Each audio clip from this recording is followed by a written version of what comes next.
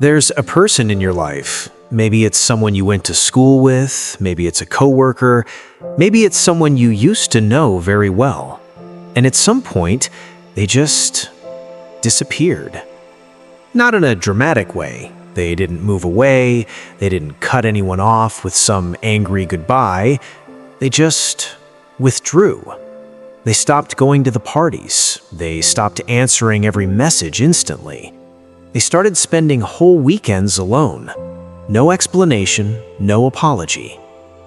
And everyone around them had an opinion about it. They must be depressed, they're being antisocial. Something must have gone wrong in their life. But what if I told you those people had it completely backwards? What if choosing to be alone isn't a sign of weakness or damage or defeat? What if it's actually one of the most intelligent, the most deliberate, the most powerful choices a human being can make? Stay with me, because by the end of this video, the way you think about solitude, loneliness, and the people who choose silence will never be the same. The world's biggest misunderstanding. We live in a world that has declared war on silence. Think about it. From the moment you wake up, the world is pushing something at you. Notifications, news, music, podcasts, conversations, feeds, reels, emails, opinions, noise. The average person checks their phone 96 times a day. 96 times.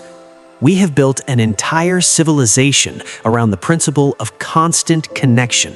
And somewhere along the way, we decided, quietly, almost without realizing it, that being alone must mean something is wrong with you. We look at the person laughing loudly in the crowd, and we think, thriving. We look at the person sitting quietly by themselves, and we think, struggling. But that assumption has destroyed more lives than almost anything else I can think of. Because here's what no one tells you about the people who choose to be alone.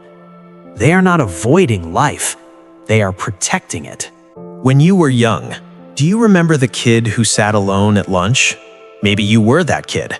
Everyone assumed something was wrong.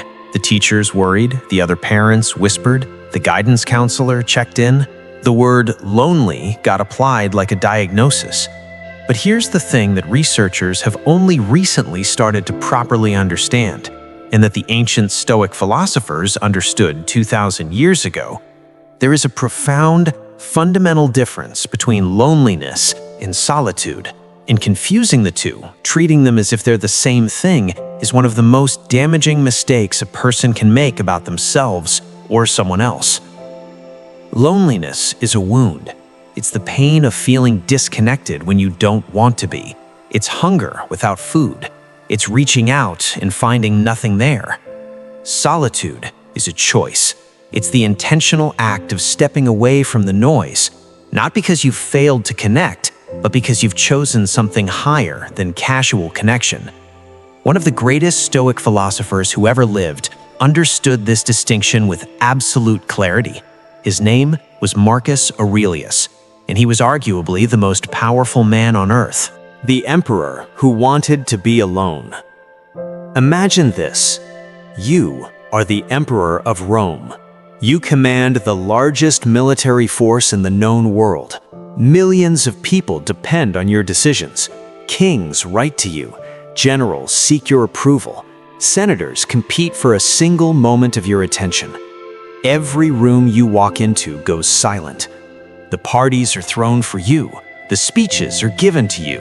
You are never, ever truly alone, because the most powerful empire in history surrounds you, always demanding more.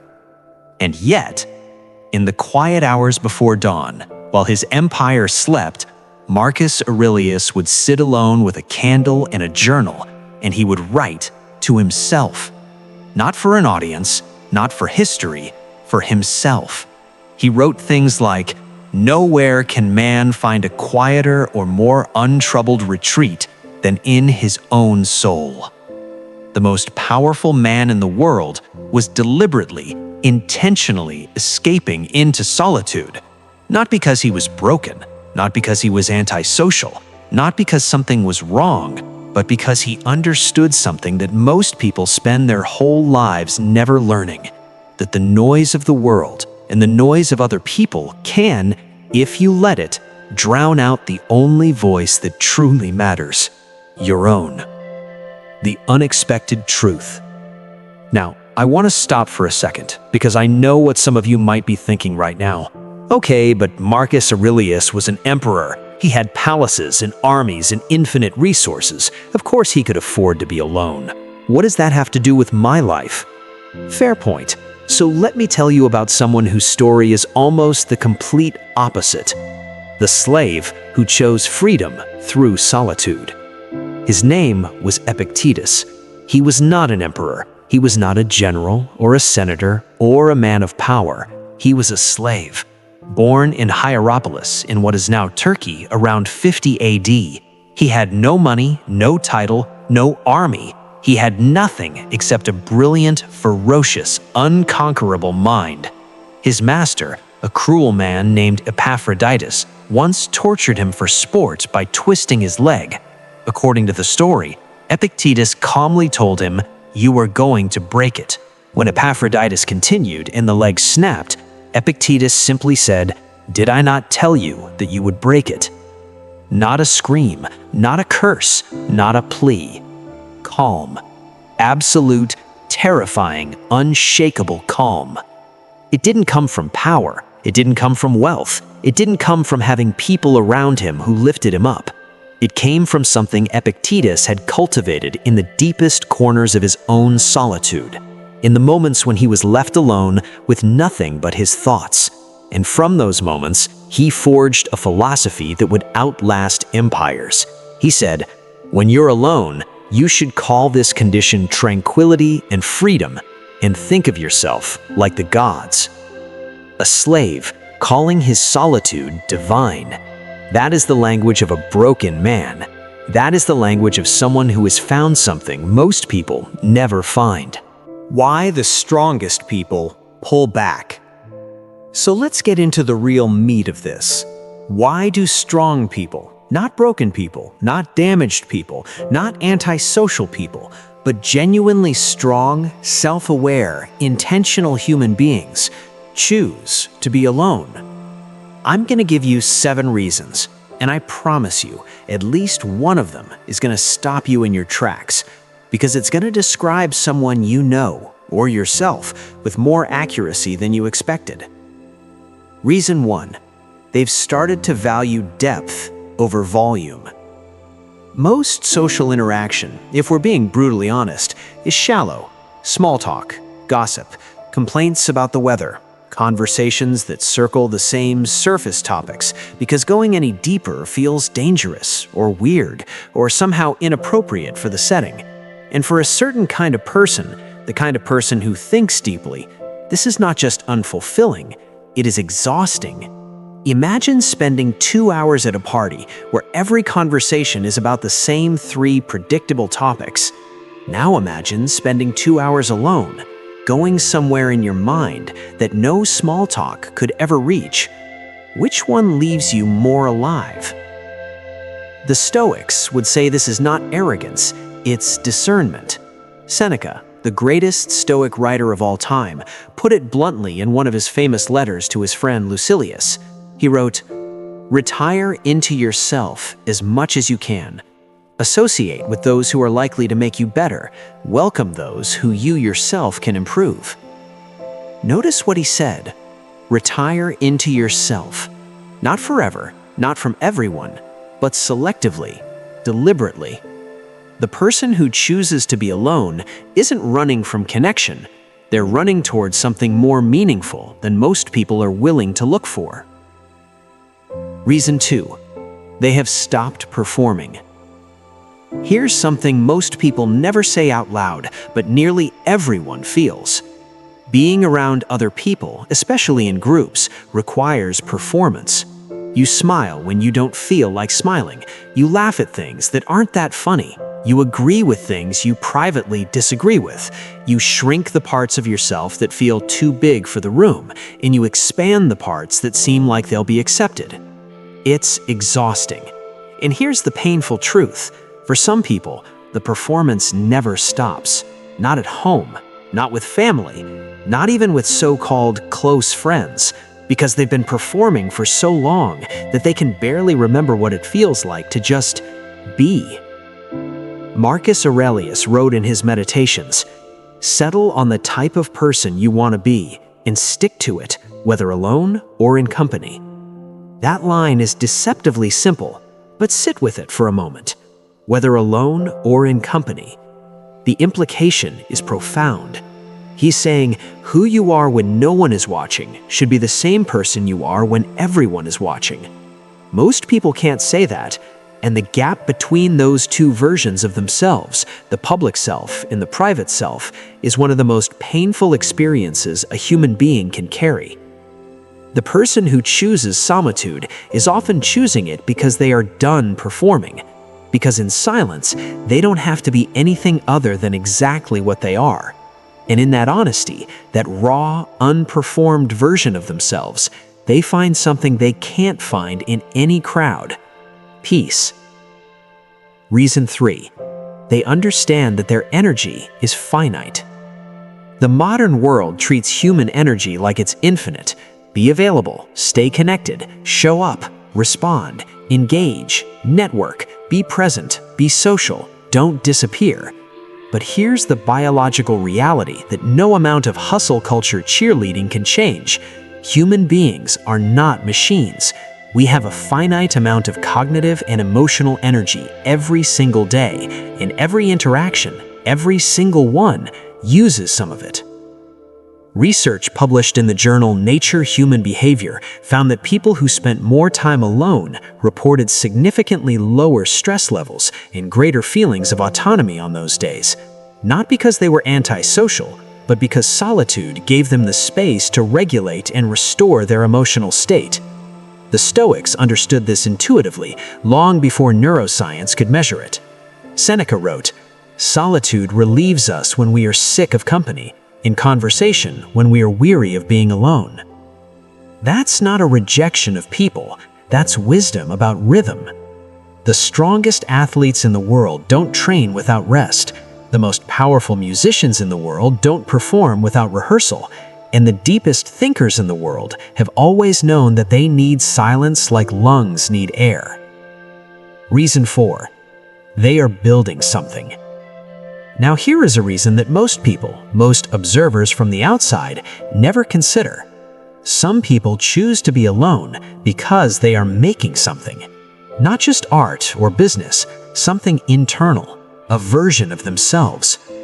There is a type of person, and maybe you are this person, or you are becoming this person, who has decided that the life they want to live requires deliberate construction, that it will not simply happen around them, it must be built, layer by layer, thought by thought, decision by decision. And building requires focus, real focus, not the kind you get from a 2-minute productivity hack, the kind that arrives when you are genuinely alone, genuinely still, and genuinely committed to the work of becoming who you were meant to be. Marcus Aurelius built one of the most disciplined philosophical minds in history while running an empire. He did it in the margins, in the early mornings, in the quiet spaces between the noise. His Meditations, that journal he never meant for anyone to read, is one of the most purchased books in the world today, 2,000 years later. Written in solitude, for himself, and it changed millions of lives. Reason 5. They have learned who drains them. Let me say something direct here, something some of you might need to hear right now. Not all connection is nourishing. Some of it is poison. Some people in your life, I don't care how much you love them, I don't care how long you've known them, leave you worse than they found you. After every conversation, you feel smaller, more anxious, more doubtful of yourself. After every gathering, you go home and feel like something vital has been taken from you. The person who begins to choose solitude has often first had a profound realization about this. They've realized that filling their life with low-quality connection is not better than silence. It's worse, because at least in silence, they aren't being slowly diminished by someone else's chaos, ego, or insecurity. Epictetus wrote, "Above all, keep a close watch on yourself and beware of spending time with those whose habits will infect yours." This is not elitism. This is not coldness. This is self-preservation elevated to an art form. The person who retreats into solitude is sometimes doing so because they have finally, painfully, decided that their peace is worth protecting. And protecting it sometimes means stepping away from the people and environments that disturb it. The science interruption. Okay, let me interrupt the philosophy for just a minute, because I want to show you that this isn't just ancient wisdom. Modern science is catching up. Researchers at the University of Reading conducted a study that tracked people's emotional states on days when they spent more time alone versus days of high social activity. The findings were striking. On high solitude days, participants reported lower stress, higher feelings of freedom and autonomy, greater emotional stability, and, here's the one that surprised the researchers most, increased self-awareness. A separate study published in the Journal of Personality found that lonely individuals, people who didn't choose solitude, could actually begin to access solitude's benefits simply by reframing how they thought about being alone. In other words, the moment you shift from "I am stuck being alone" to "I am choosing to be with myself," your brain chemistry literally changes. The ancient Stoics didn't have fMRI machines or peer-reviewed journals, but they were running the same experiment on themselves every single day for centuries, and the conclusions were identical. Solitude, chosen intentionally, is not a symptom of dysfunction. It is an act of profound intelligence. Now, I want to give you something practical, something you can actually use, because the Stoics weren't just philosophers sitting in towers spinning beautiful thoughts. They were practitioners, people who had to show up in the world every day as emperors, as generals, as slaves, as exiles, and somehow maintain their composure, their clarity, and their purpose. Solitude was not just a retreat for them, it was a discipline, a tool, something they used with intention and skill. Let me walk you through the core of the Stoic framework for solitude. 3 principles that, if you apply them to your own life, will fundamentally change the way you relate to being alone. Stoic Principle 1: The Inner Citadel. The Stoics had a concept they called the hegemonikon, the governing faculty of the mind. Marcus Aurelius referred to it as the inner citadel. The idea was this: no matter what happens to you in the external world, no matter what people say, what they do, what circumstances you find yourself in, there exists within you a place that cannot be touched, a fortress, a sanctuary, yours and yours alone. You have power over your mind, not outside events. Realize this, and you will find strength. Marcus Aurelius. The practice of solitude for the Stoics was the practice of going to that fortress, not to hide, not to run, but to remember who you are. Because here is the terrifying truth about constant connection. After long enough, you start to lose the thread of yourself. Other people's opinions, other people's expectations, other people's chaos, it seeps into you. It colonizes your inner space. And one day you realize you don't know what you think anymore because you've been too busy managing what everyone else thinks. Solitude is how you reclaim that space. It is how you return to your own voice when the world has been so loud for so long that you've almost forgotten what it sounds like. Stoic Principle 2: The Discipline of Desire. One of the most powerful Stoic teachings, and one of the least understood, is the discipline of desire. At its core, It asks you one devastating question. Are the things you are chasing actually yours, or have they been given to you by people who needed you to want them? Think about that for a second. How many of your desires, the career you're pursuing, the relationship structure you think you need, the social life you think you're supposed to have, how many of those were genuinely born inside you? And how many were installed by someone else? A parent who told you success looks a certain way. A culture that told you someone who spends Friday night alone must be a failure. A social media algorithm that profits from your FOMO, feeding you images of connection so that you feel the absence of it more acutely. Epictetus, the freed slave who had literally everything taken from him, wrote this: "Seek not that the things which happen should happen as you wish, but wish the things which happen to be as they are, and you will have a tranquil flow of life." He wasn't talking about passivity. He was talking about radical honesty. The honesty to look at your life and ask, what do I genuinely need? What actually feeds me? What nourishes the deepest part of who I am? For many people, when they sit with that question, really sit with it, in silence, without distraction, the answer is not what the world told them it would be. They need less, and what they need most, they can only find alone. Stoic Principle 3, Memento Mori, remembering your death. This one makes people uncomfortable, so let's lean into it. The Stoics had a practice called Memento Mori, remember that you will die, not as a morbid exercise in despair, not as a way to depress yourself before breakfast, but as the most clarifying lens that exists for examining your choices.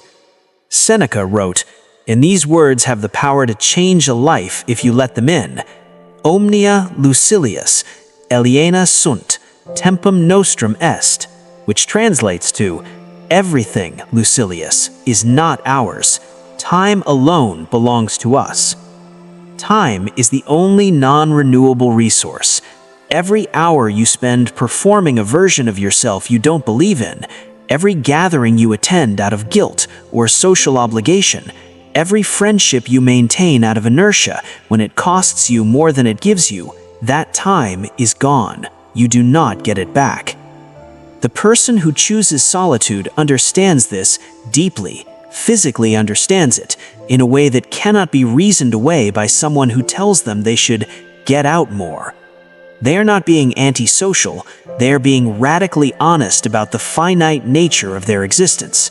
They have looked at the hourglass and decided these grains of sand will be spent on things that matter. And if sometimes that means sitting alone in the quiet, reading, thinking, creating, growing, then that is exactly where they will be. The relatable moment. I want to step back from the philosophy for a moment, and I want to speak to you directly. If you're watching this video and you've made it this far, there's a good chance this isn't just academic for you. There's a good chance that you've felt the pull toward solitude. Maybe you've acted on it and felt guilty. Maybe you haven't acted on it and felt like something important in you is unsatisfied. Maybe someone in your life has told you that you're too quiet, too independent, too much in your own head. Maybe they've said it with concern, or judgment, or pity, and even though you knew in your gut something was off about their concern, you couldn't quite articulate why. Let me articulate it for you. They were measuring you with the wrong ruler. The world has decided that extroversion, sociability, and constant availability are the marks of a healthy, happy person, and by that metric, the person who genuinely thrives in solitude looks broken. But what if the ruler is wrong? What if, for some people, deep solitude isn't a symptom of anything, but the very condition under which they come most fully alive? The roots grow in the dark, in the quiet, where no one can see them, but they are the reason the tree stands. How to live in intentional solitude. So, you understand the why, but understanding is only half the work. The Stoics would tell you, and they'd be right, that philosophy without practice is decoration. So let me give you something to do, something concrete. the actual way to build a life around intentional solitude without tipping into isolation, the way to make silence work for you instead of against you. Practice 1. The daily hour of return. Every day, not as a goal, but as a non-negotiable, give yourself 1 hour of complete solitude. Not sleep, not passive screen time, genuine, chosen, conscious solitude. Marcus Aurelius did this in the pre-dawn hours. Seneca did it in the evenings. You can do it whenever fits your life, but make it sacred. Protect it like it is the most important meeting of your day, because it is. In that hour, you are not a professional or a parent or a partner or a friend. You are simply yourself, visiting yourself, checking in on the person inside who never gets heard over the noise of everything else. Write in a journal, walk in silence, sit and think, read something that feeds your mind. It doesn't matter what you do in that hour, as long as you do it without performing for anyone. Practice 2. The solitude audit. Once a week, not once a year, once a week, ask yourself these 3 questions. 1. Which interactions this week left me more energized and which left me depleted? 2.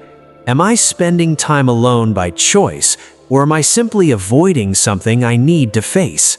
3. Is the version of myself that shows up around other people someone I actually respect? These questions are not comfortable. They are not meant to be. Comfort is the enemy of clarity. Seneca wrote, "Every night before going to sleep, we must ask ourselves, what weakness did I overcome today? What virtue did I acquire?" The Stoics were relentless self-auditors, not out of self-judgment, but out of commitment to becoming the person they were capable of being. Practice 3. Protecting the silence. The hardest part of choosing solitude in the modern world is not finding the time. It's withstanding the pressure from people who don't understand it. The friend who says you've been distant, the family member who worries, the coworker who asks if you're okay. And somewhere beneath all of their concern, though they would never say it, the unspoken message, you're not supposed to want to be alone. Come back to the group. Be normal. Here is your permission slip if you need one.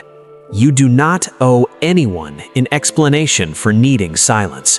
You do not owe anyone an apology for choosing peace over noise.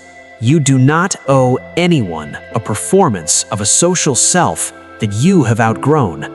Marcus Aurelius wrote, and I want you to really hear this, "It is in your power to withdraw yourself whenever you desire.